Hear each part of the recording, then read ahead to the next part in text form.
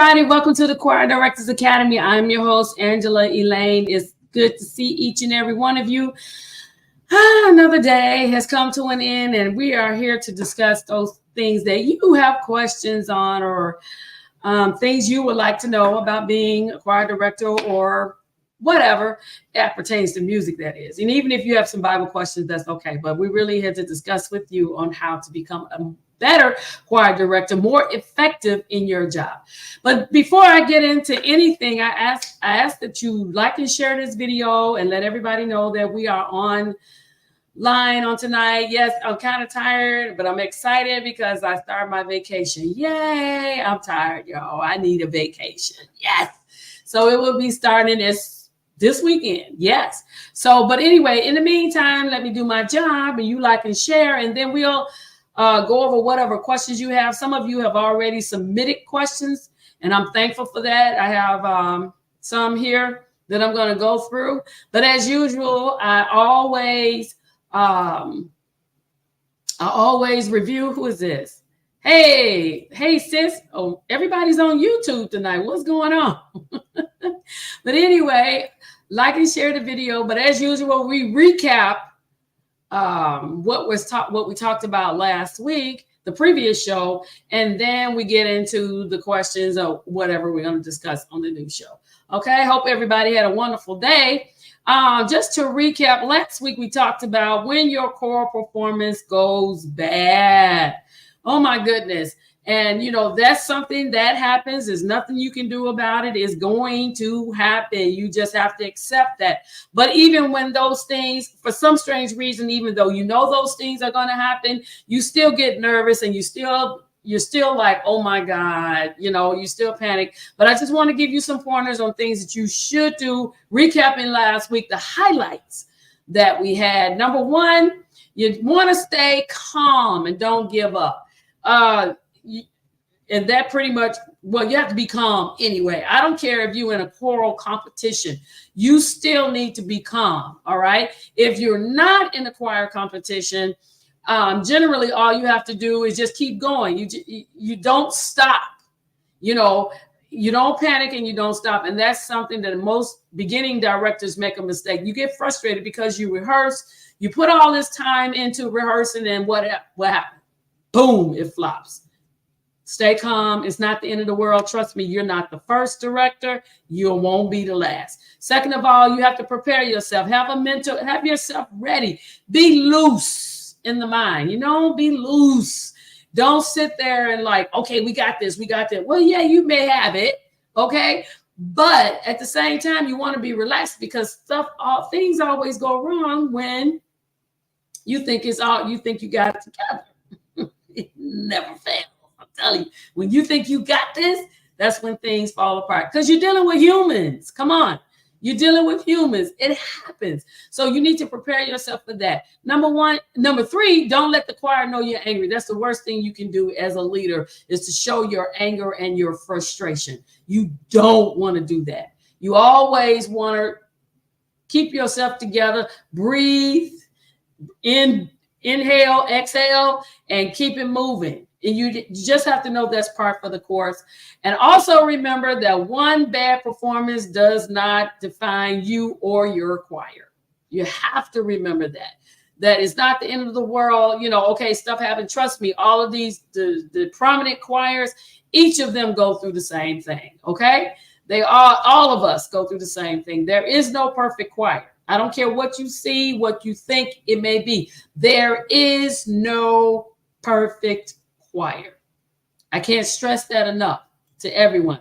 There is no perfect choir. I don't care if everybody in your choir can sing like angels. There is no perfect choir. So don't look for perfection. What you should look for is the best. All right? Because then you may be the cause of the bad performance one day. So you want to just know you do your best at all times. Okay? It may not, whatever happens, it happens. But you always want to do your best. You want perfection. You won't hardly get that.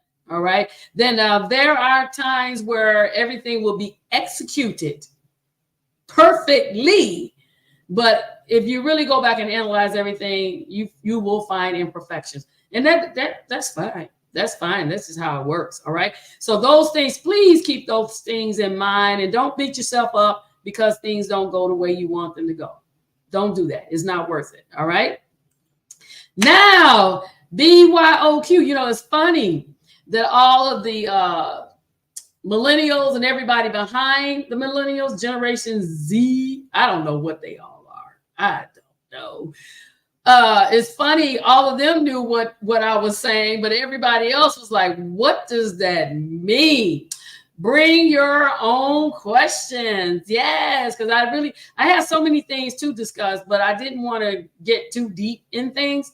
So I said, well, let me do another Q&A session with everybody. And if you have questions, that's fine. Like I said, I got a few of them here that people have already submitted. And if you have something you want me to, have a question that you want me to discuss, please do so at this time. YouTube, thank you so much. You all are driving. It's a lot of y'all, more of you all than it is on Facebook. I don't know what's going on. I know this is convention time and people got a lot of things going on. So it's all right. You know, not upset about that at all. My sister said, what? Bring your own question. Bye. Oh my God. Oh my God. Help me, God. You know what? You can't do anything about family. Family does what family does. You know, it's like, that's not what I was looking for, but okay. All right. The first question, one of the questions I was given is how to select leads for, how do we select leads for certain songs? How should I coach them on how to lead a song? Well, first of all, for the first part of that question, I suggest you need to know your choir members. You need to know and in the sense of a basic choir, there are people in the choir that sing slow. They may sing, you know, when they're singing with a group, they're fine. But when they sing individually, they got beautiful voices. They know how to ad-lib, but they sing slow. And then you got those people that sing in the medium, kind of like the song I Got a Reason. You know, it's a nice, you know, in-between beat. And then you got those that know how to drive, that can sing on the, you know, we clap on the 2 and the 4, they sing on the 1 and the 3. Don't lose breath. They can go. All right. You need to know who's capable of doing whatever. All right. You don't want to stick a person that is a slow singer or a slow soloist, like somebody that can sing I Love Jesus or one of these slower songs. You don't want to give them a fast song or a medium song. So you need to know your choir members. You need to know what their best side is, where they're strong. And this is if you want the song to go over in a good fashion. Get the strong one. Match them up with whatever song is the strongest for them. Like me personally, I am not a slow song singer. I'm really not. You know, my preference would be fast. You know, the driver or a medium fast, a medium type song. I can sing a slow song, but you would never want to put me up for it because it's just like it's too slow. I can't really get with it. But if you give me like a medium song like I Got a Reason or something like something fast that Lillian Lloyd would sing, then that's my element. I can do that, right? So it behooves you to know your choir members, know what their strengths are, know what their weaknesses are.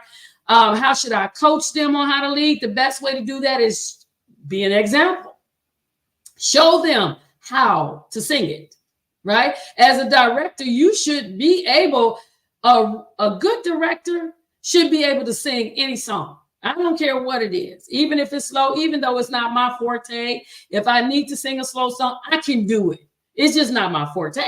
But in order for me to show that person how to sing out, how to have live, how to project themselves, how to put themselves in the song so that they understand the meaning of the song, show them how, then that's my job.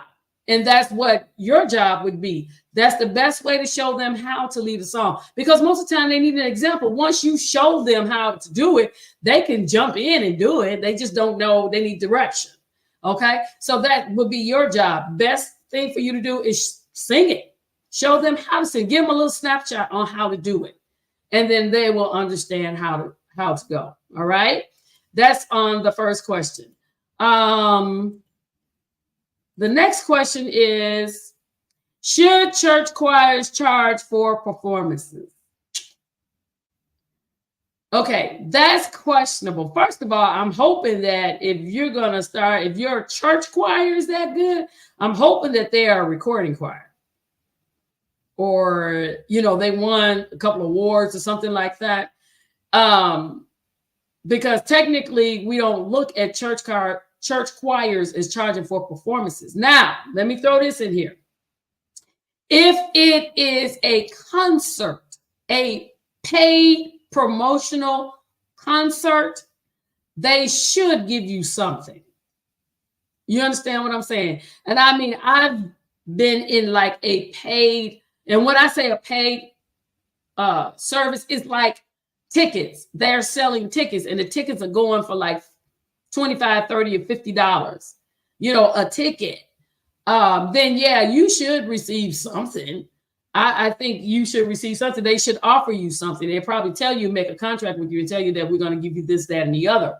But they should. But if you just walking up saying, well, I'm going to charge, no, that's actually not protocol. It's not safe to do that, especially if your choir is not named among those choirs that that do get compensated for them coming. Because first of all, they probably wouldn't call you to sing if your choir is not of that caliber. All right. But as you as walking up and I'm saying, I got a church choir, we have no kind of record, we have no kind of audience where people are familiar with us. And I walk up and say, you know, you invite me to come and sing with my choir. And I'm like, yeah, okay, well, you got to pay me X amount of dollars in order to sing. No, it doesn't work that way. And chances are you will never get invited to anything else ever. But like I said, if it's a paid event, like a concert, and they're at a venue and they're charging for tickets, 10 times out of 10, they will offer you something. Okay. They will give you something. Joseph says, how do we work with people that aren't talented singers? Oh my goodness. You know, first of all, you got to have a lot of patience. You must have, and he said, for who? For a church choir. Yeah, you got to have a lot of patience. A lot. First of all, you have to, I can't stress that. And I'm going to go back to your question. I'm going to keep it up. I'm going to keep it on screen so I know where I'm going. People that are talented singers in a church choir, a lot of patience. Okay, because first of all, you got to get them to where they even recognize music. Because what the problem is, let me approach it this way. Everyone is teachable, regardless. And my sister's on here, and she can tell you I had people in the choir couldn't hold a tune if you wrapped it around their necks. It was just bad. It was like, oh my God, you know, stress. But I had to have patience with them. Okay. The problem, let me tell you, the problem is what they hear or what they think they hear is not what comes out of the mouth. The two are not regulated. Okay. In other words, they're not in sync.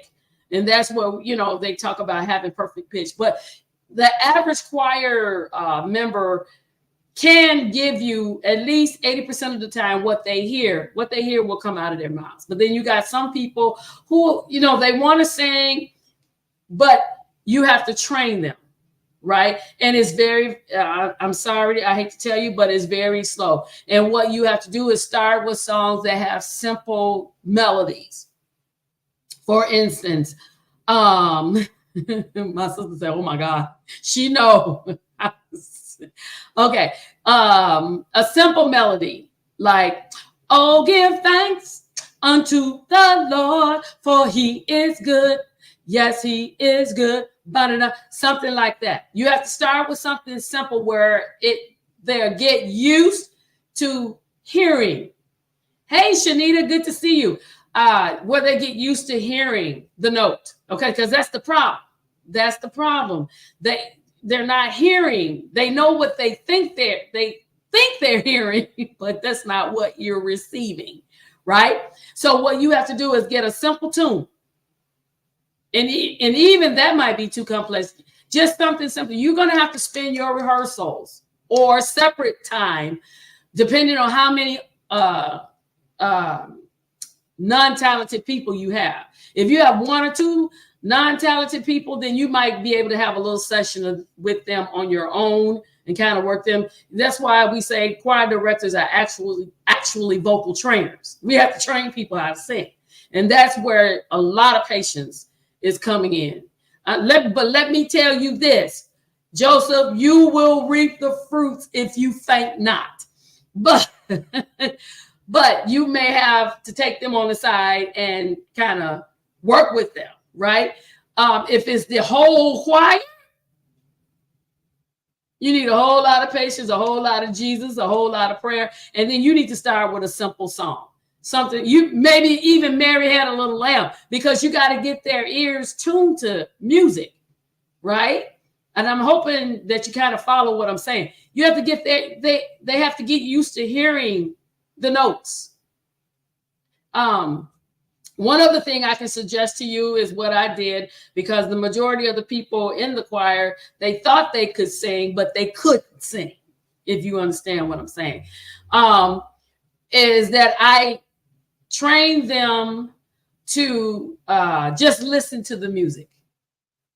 And like I said, it depends on how many you have. And that was kind of a shorter way that I went.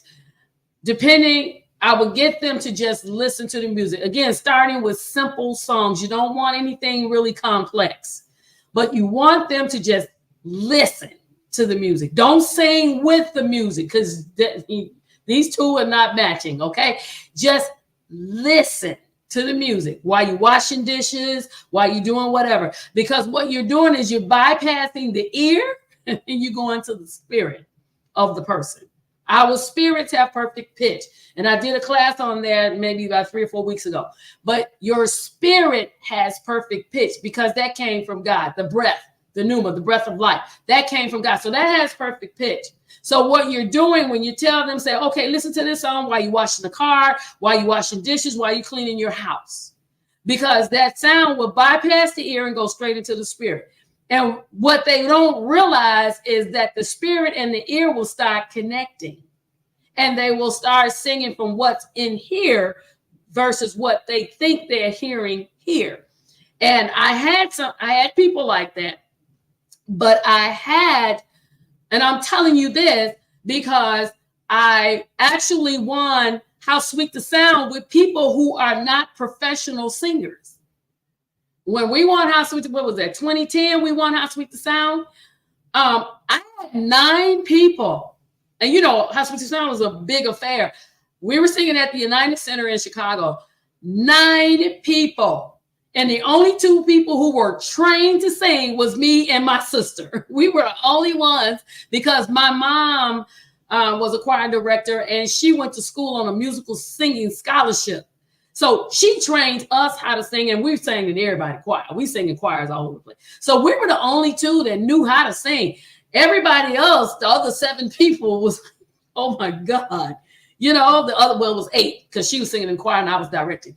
So I had to train them. And honestly, that's how I got everybody to learn how to sing. Was I told them, don't sing with the music. Just let it play.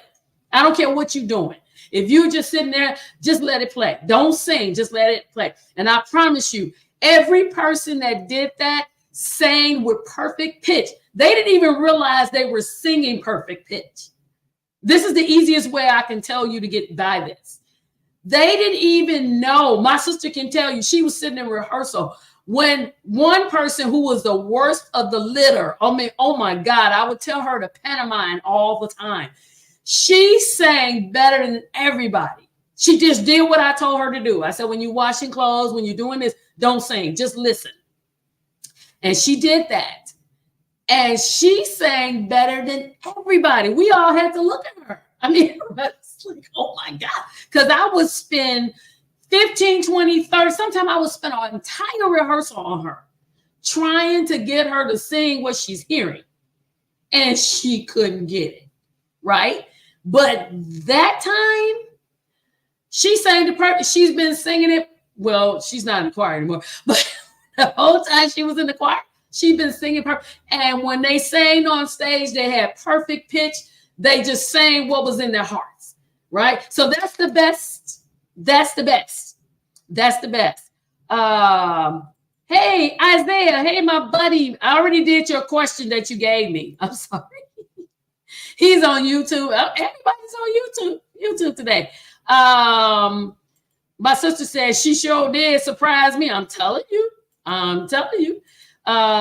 Perfect pitch. Yes. Joseph. Yes. We all, the spirit that God gave us has perfect pitch. So that's the best way I can tell you. Isaiah. I'll come back to it, Isaiah. But Joseph, that's the best I can tell you. To have them to just listen to the music, encourage them not to sing with it. Because like I say, our spirits, I'm looking down, everybody, because I'm reading the questions. That's the best way I can tell you. Encourage them to just listen to the music. Don't sing with it, listen. And I promise you, it'll get in their spirits, and even if they're asleep, and I would rehearse with the choir members until they were like sleepy, and they would be so tired. And you know, they still sang the song perfectly, sleepy. They tired. It's just like, but it's in the spirit. All right, it's in the spirit. So that, I hope I answered your question, Isaiah. Okay, hold on. This is the one you were asking me a long time ago. You said how to select leads. I never answered your question. And how should I coach them? All right. So I hope that answers your question. And if anybody has any questions, put them out there in the chat and type them in, and I will answer them for you. Okay. Another question I got was, oh Lord, was what do you do when the worst singer or person in the choir is an official of the church, i.e. the first lady?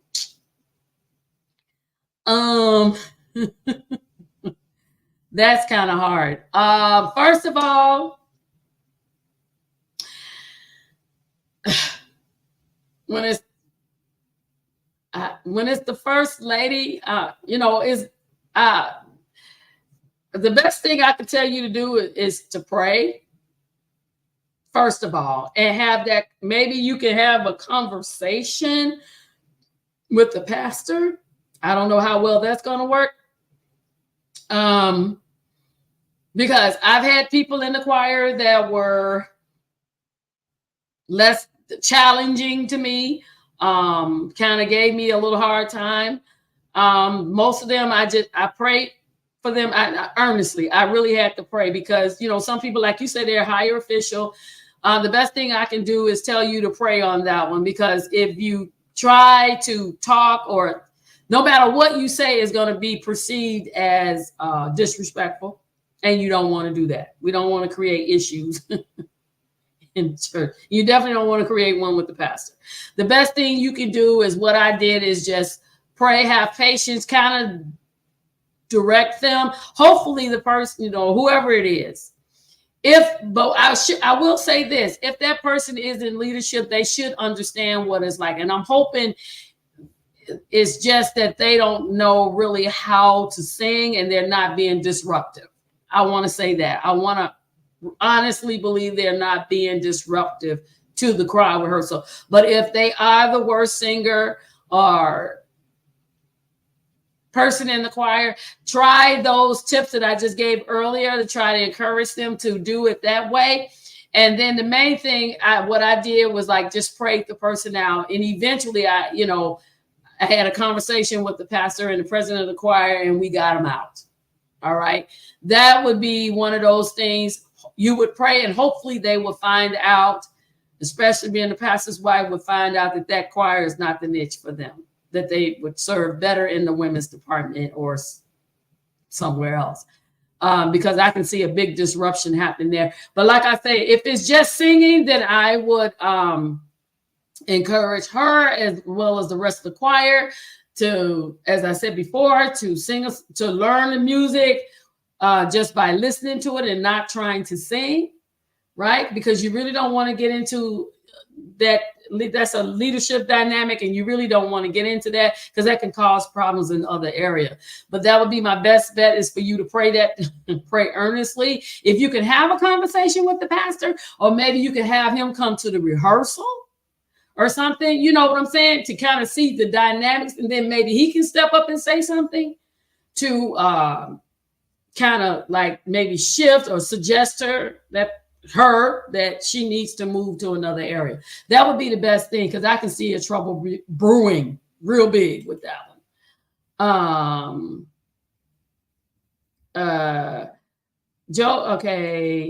Joseph said, oh, you're welcome. Okay. Priscilla said, that's a loaded question. No disrespect to exactly. I say no disrespect, but you know, it's kind of hard dealing with. Priscilla, I said, it is. It's kind of hard. That's a hard situation. I mean, you know, no disrespect, but you know, like I said, maybe you have to get like the pastor to come to the rehearsal and maybe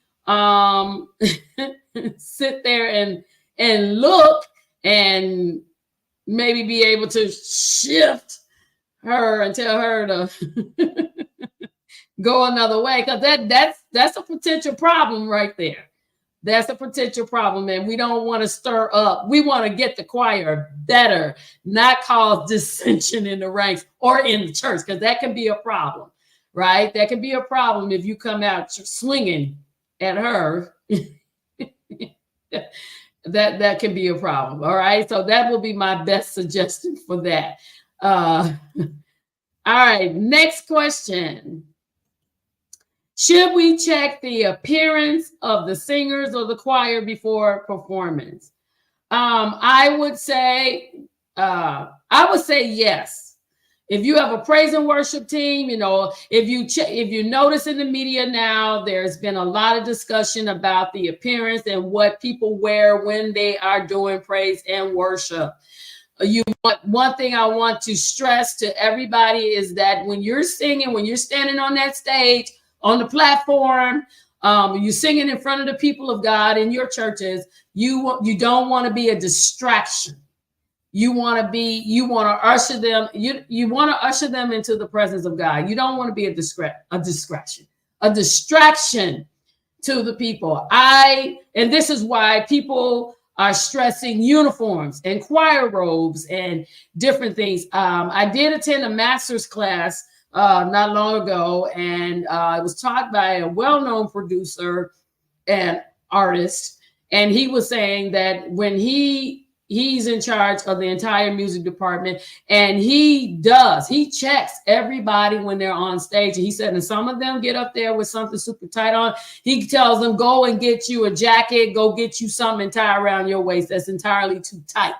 If that is your responsibility, if you are the minister of music or you are the president of the choir, you have a responsibility to not only teach the parts, not only to make sure the music is right, but you also have a responsibility to make sure that the department is representing properly, right? I always make sure, even you as the director, there should be a certain level or a standard that you operate in.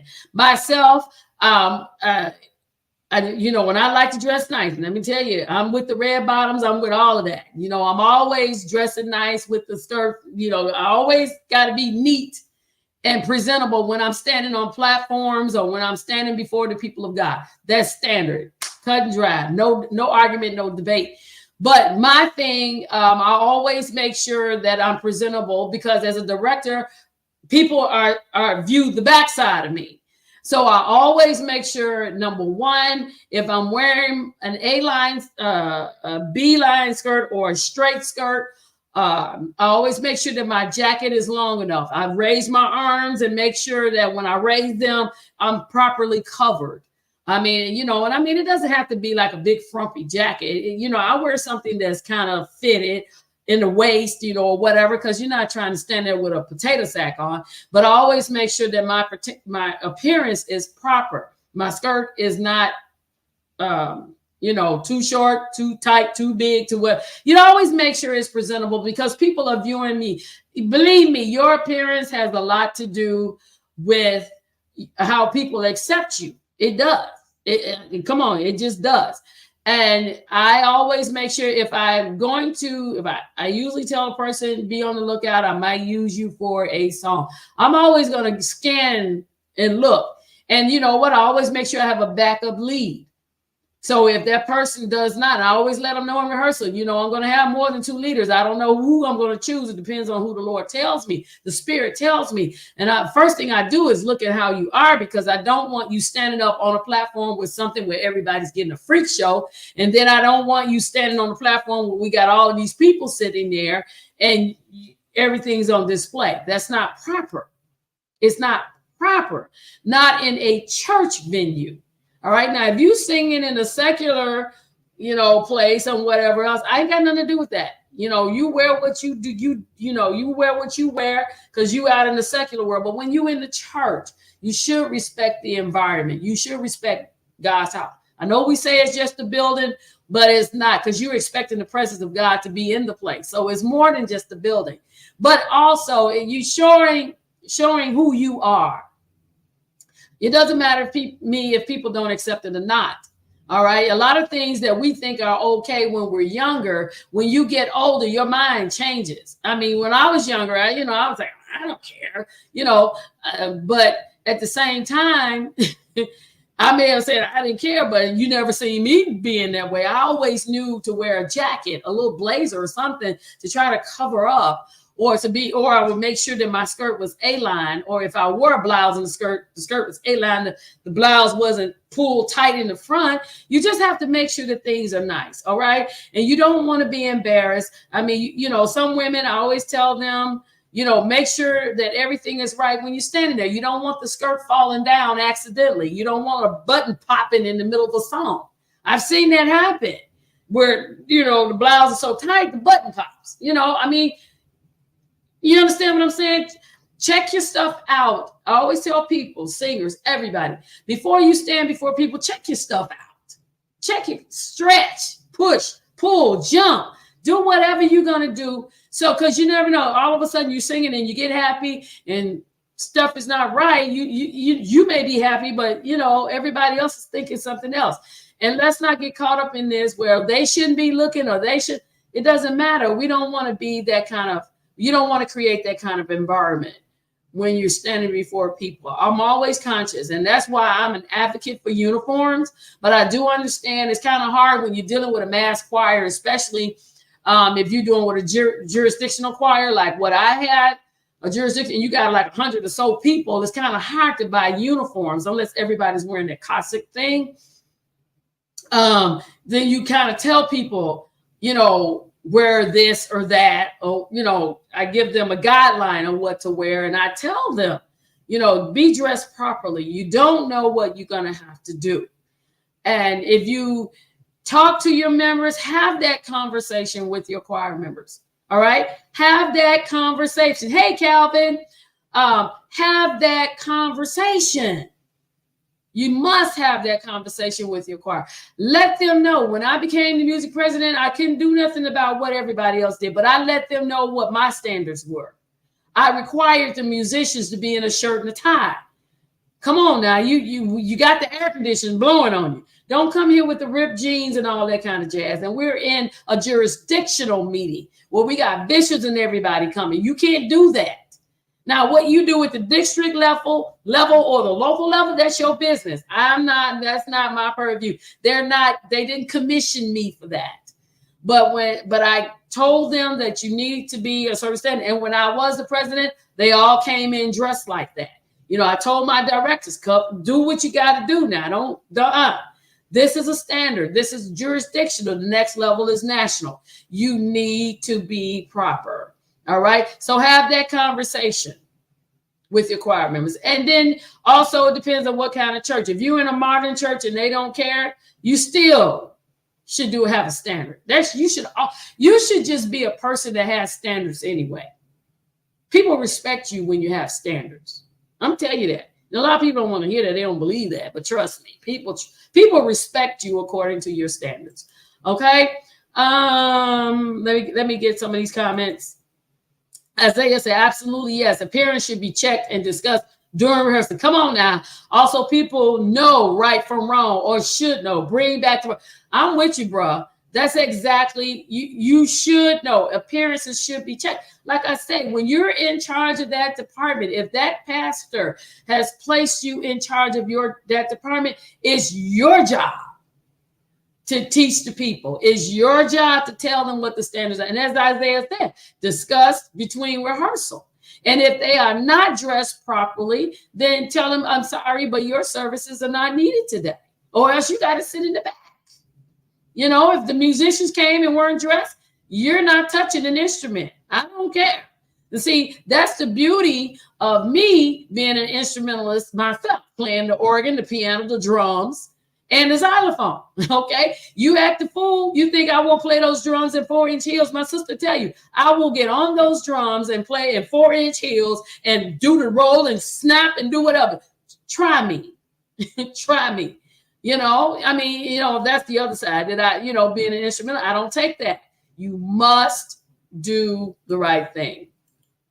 My sister said, rolls are outfits like Ricky Dillon's. Exactly. I did do that once. Who is this? Calvin. Calvin. I did do that once with the jurisdictional choir. We had a concert during Black History Month, and we took an idea from Chicago Mass Choir, where I had all of the ladies in the long African skirt, whatever African skirt you wanted. I didn't structure or say, you know, and we all had like a white shirt blouse. Some, you know, long, it was cold, so everybody's blouse was long sleeve. And it was just a regular white shirt blouse. And it came out, you know, at first I kind of thought everybody was gonna be like, you know, I don't want to. To my surprise, everybody came in. Those ladies looked so beautiful. They were so excited to wear that. And they had their hair all fixed up pretty. And it was so beautiful to see people come in. And it looked so beautiful to see them all walk up to the choir stand with these flowing skirts and things. So, I mean, you set a standard. And when people know who you are and that you're setting the standard and that you have a track record for it, they will follow. They will follow. I'm telling you what I know. They will follow. Okay, Joseph has another question. He said, what do we do when our vision for the choir does not connect with the pastor's vision?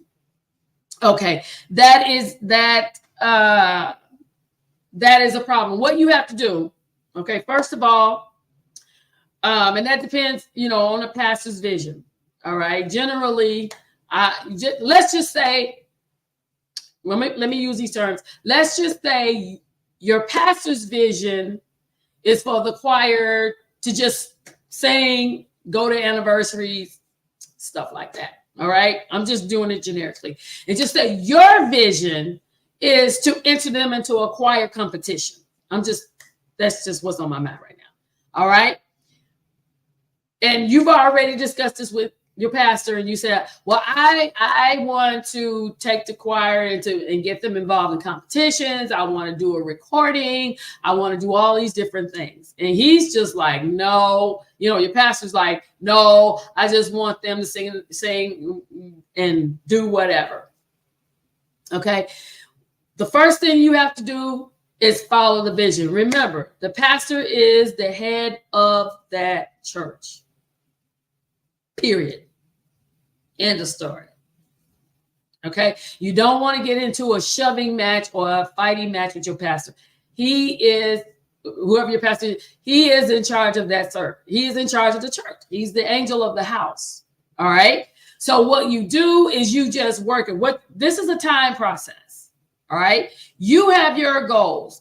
First of all, you got to build. The first step is to build the choir, right? Build them into becoming that singing choir. Because if your mind is set for them to be a competition choir or a recording choir, you're going to have to train them, right? Because a lot of times, sometimes leaders, they think of it when you say, oh, I want to do this, that, and the other.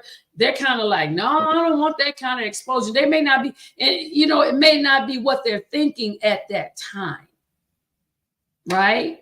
They may not be what they're thinking at that time. So what you do is you train the choir and you work towards that goal, just because you need the experience anyway. Before you get to the point where you're going to have the choir to do what you want them to do, you got to train them. And that's going to take time as well. But as you're training them, you're developing yourself, you're developing your patience, you're developing your skill set, you're developing your vocal training, you're developing just a leadership type thing. That doesn't mean you're working around him. No, his vision is for them to be just a good choir. And that's what you work at. Okay, don't worry about, okay, you know, what I want is not what he, don't even worry about that. You just get them to where they need to be, because that may not be where you're going to end up. Number two, there's a possibility that they will change their minds. Right?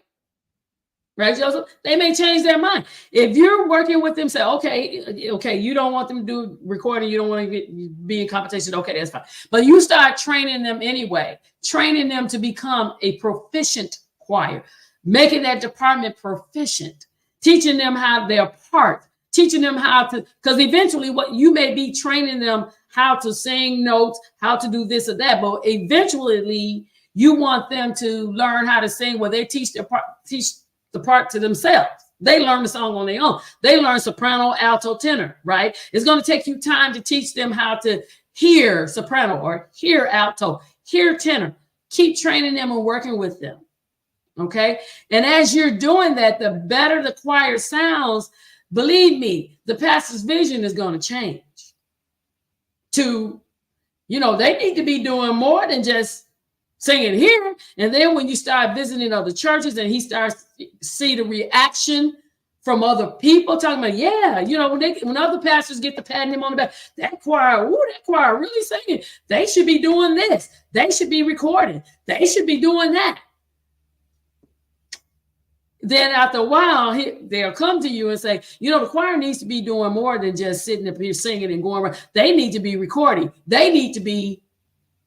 Okay, you understand what I'm saying? So, okay, you know, this is what you want. Okay, but you just start perfecting them the best that you can do. Work with them, get them to the point where they have a good sounding, crisp sound, right? When they're singing.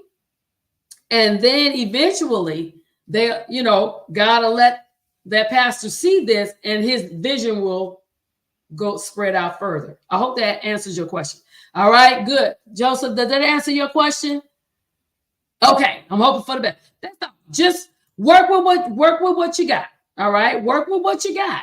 You know, none of us have perfect scenarios. Like myself, I was the choir director when I took over the choir. They were just used to singing in the four walls. And, you know, we go to a few churches. My father happened to be the pastor and he said, okay, it's time for you to step up and be over the choir. Well, when I took over the choir, they were not competition grade at all. I told you how they were. Okay. They weren't like that. But through me working with them, when we finally got to the point where we started getting in competition, that made him proud. Like, okay, you know, the choir is moving, they're doing this, they're doing that. So it changed his vision. The vision got expanded to just singing good in these four walls. And when we go to other anniversaries, it got to the point where it expanded. Okay, they need to get in competitions. They need to record. They need to do that. So that kind of worked itself away around to what my vision was. All right. I hope that helps. Okay, cool. Willie, what are you saying? Speaking of vision, how do you get the members of the choir on one accord, keeping peace and dealing with dysfunction? You know what? You have to address it when it first starts. And with myself, like before we got into the competitions, when I first mentioned my vision to everybody, I started with a cappella. Because, you know, most choirs are traditional. They sing with music. You take the music away, you don't have much. So what I did when I mentioned it to the choir that I was going to kind of get into a cappella singing, and I want to move them because I enjoy competitive singing. I want to move them there. It was not widely accepted. I mean, they rebelled. My sister didn't, but everybody else, I think I had maybe 15, 20 people in. Everybody else was like, I don't want to do, it was just chaos. I don't think we should do that. I don't want to, you know what? I kept pushing and I kept talking about it, and kept training, kept auditioning, that one soprano, one alto, one tenor, and have them to sing their part by themselves without music. I kept doing it week after week, year after year.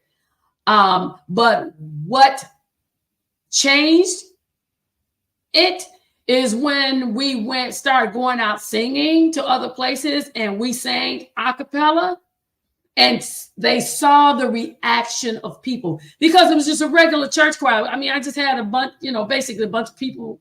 I don't want to call them misfits, but just a bunch of people that, But when I got up there and I gave pitches, that's all I did, because I went through all of this with them in rehearsal for years.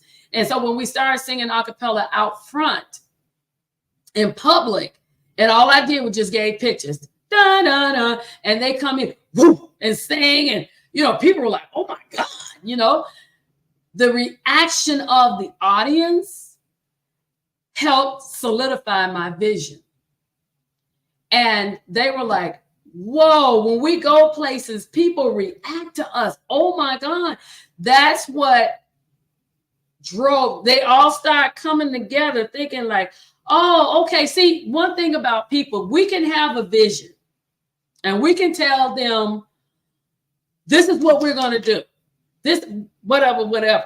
But if they never see any fruits of the vision, then they'll never get on one accord. They just sit up there like, well, you just talking, you're not doing anything. But when I kept going and working with them, and then, like I said, when we went out in the public and they began to see the reaction of people, when we walked, when they called our choir to sing, the people would be like, oh yeah, oh, redeem. And they liked that. They liked it. And they were kind of like, man, I see what you're saying. I mean, the reaction of people, she worked with us, then I started. Before then, trust me, my sister can tell you, I was one of the well-disliked choir members. I can't stand her. She's so mean and she's trying to be so perfect. No, I'm pushing you because I know if I don't push you 110%, I won't get 80 when you get in front of the people, right? I know that. I got to push you in order to get you to be more than decent when you stand before people. And so once they see the fruits of it, it can be very, very small. But once they see whatever your vision is, once they get a chance to see a piece of it come to fruition, then you'll see everybody start coming together. All right. If you keeping peace in the choir, sometimes, I tell you this, but sometimes you got to go there with the good book. You got to pull out the Bible. And sometimes if your choir rehearsal turns into a teaching Bible class, sometimes you got to do that. You got to pray. Sometimes you have to pray them out, because it's always going to be dissension in the choir. It's always got to be there, but you got to correct it. First of all, you got to stay calm and not get upset, because that's only going to make it worse. All right. So you stay calm when you see it happening. You be gracious with it, and just like, is there an issue or a problem? Sometimes, if it's two that can't get along, you try to separate them. But if they still doing it, you got to call them out. Come on, the two of you and I, and then we need to talk. Sometimes you got to pull them aside and talk to them, right? And if it's one person that's consistently that one to cause problems, then sometimes you may have to give them a sabbatical from the choir, because you just causing too much trouble, right? Because you have some people like that. They create chaos. They're miserable and they cause everybody else to be miserable. And then sometimes those people, you have to give them a sabbatical. You have to give them, you do it just like you do on a job. When somebody is causing dissension or discord, you have to address it. not with anger or some kind of, resentment, but you approach them and, say, is there a problem? Is there something we need to talk about? Because I'm detecting that, there's a little, something is not right. You might be a little upset, what's going on? Sometimes, and I hate to say it, but sometimes people just want attention. They just want attention. I don't know what to tell you. Sometimes they want attention, but everything needs to be addressed. It's how you address it. You don't want to address anything with anger. I can tell you that doesn't work. I've done that already. Doesn't work. It just spreads the wildfire. All right. So what you want to do is you want to just address it with professionalism. No detach yourself emotional, because it is very irritating to see something like that. So you detach yourself emotionally and you address it with professionalism. Maybe we need to have a conversation. If it keeps going, I don't care if it's a lead singer, because when you do that, if you let that kind of chaos continue, you're going to lose. I don't want to say control, but you're going to lose the respect of the group. You're going to lose that, lack of a better word, that control. All right. That disrespect is just only going to get worse. Right. It's like weeds. It's just going to keep growing. But you need to address those things and let them know this is not proper, not in this rehearsal, not here. All right. We don't operate like that. This is how we do things. If you have if there's some kind of dissension or something in the ranks, then we'll address that afterwards. But right now you need to pull it in and do what you got to do. All right. But that it has to be addressed, because you don't want the people don't want them to see fear in you. Like, oh my God, how I'll deal with this. Oh my God. You don't want that, because once they see that in you, you lost it. All right. You got to start all, it's hard to get back with that. All right. So I hope that answers your question. But the first part, just letting them see any glimpse of good things happening with what you plan, that will work. And just addressing those things, keeping the peace and dealing with dysfunction. You have to address it. But like I say, take your emotions out of it. Don't do it emotionally, because it's only going to spread. But what you want to do is address them and let them know that's not proper. That's not how you operate. And if you're a successor, you definitely got to have standards and stand your ground. Stand your ground. If any of you out there who are successors, which most of us are, but if you are a successor, you have to stand your ground. You cannot be afraid. You're going to anticipate fallout. Anticipate it. I'm telling you, anticipate fallout. Anticipate it. You have to anticipate a lot of different things, which will make it easier. You won't react the way that they're expecting you to react, right? And like I say, even if it's the lead singer, even if it's one of your top soloists, you still got to stand and let them know that's not proper action. Okay? My sister said it paid off and God bless. Yeah, it did. Okay. Oh, you're welcome. I'm glad that I helped you out. Let me go back here and see. Oh, I think that was my last question. If anybody else have a question that you want me to go over, we will do that. Otherwise, we're going to end this session. I'm almost on an hour. You all kept me pretty busy. I appreciate that. But yeah, do the best that you can. Always pray and do the best that you can. All right. Remember, you are human. You rely on the Spirit of God to give you courage, to give you strength, to do what you need to do. Remember, if you fail at something, it's not the end of the world. It is not the end of the world. I don't ever want you to think, and that's kind of where God has me to create this for people who are, I don't want to say it, but you on the lower ranks. Like most of the time I'm in master classes, they're dealing with people that are instrumentalists. We do all kinds of stuff, recording artists and all this kind of stuff. But I want to bring things down to help the average choir director become where I've already gone. I'm reaching towards another level right now. But God is blessing me where I'm beginning to do more lecturing, which is what I love. I love teaching. I think I got that from my dad. I love to teach and I love to share knowledge. I'm not afraid to share knowledge with any of you, because when I share, then I get refilled with greater. All right. Thank you all for tuning in and hanging out with me. Hey, thank you. That's my little sister. Thank you so very much, sis. I appreciate you. Thank you all for hanging out with me. I appreciate you. Thank you. Like and share this video if it's been helpful to you. And then we'll be back next time with something else. Hope you enjoyed it. Look, have a fantastic evening. Have a great weekend. All of that good stuff. And, you know, I will be on vacation for a little stint. I do have some videos that I did do, so I'll be able to show them just in case you didn't see them earlier. So pray for your girl that I get some rest and I get some peace and quiet and get some rest. But I thank you all so much for supporting me. Thank you, YouTube. The numbers keep going up, new subscribers every month. I appreciate you all. I appreciate you too, Facebook. But you all already been up, but YouTube is on the way. I love all y'all. Thank you so very much. Oh, you're welcome, Joseph. You are welcome. Thank you all so very much. Love y'all and peace.